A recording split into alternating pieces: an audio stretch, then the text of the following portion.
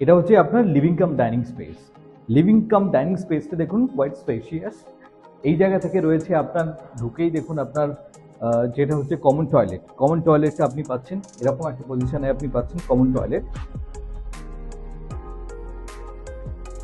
এই common toilet থেকে বেরিয়ে দুদিকে দুখানা আপনার বেডরুমস আছে এবং আপনার কিচেনটা একটা সেপারেট পজিশনে আপনার রয়েছে। আমি প্রথমে ঢুকে আপনাকে স্ট্রেট যে কিচেনটা, সেই কিচেনটা আপনাকে দেখাচ্ছি। দেখুন এল শেপের কাউন্টার টপ আপনার রেডি হয়ে গেছে।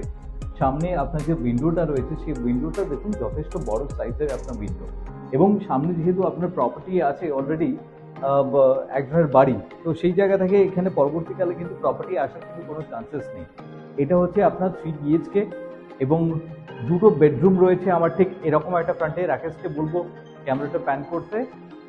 এরকম একটা জায়গায় আপনি দুটো বেডরুমস পাচ্ছেন এবং লিভিং থেকে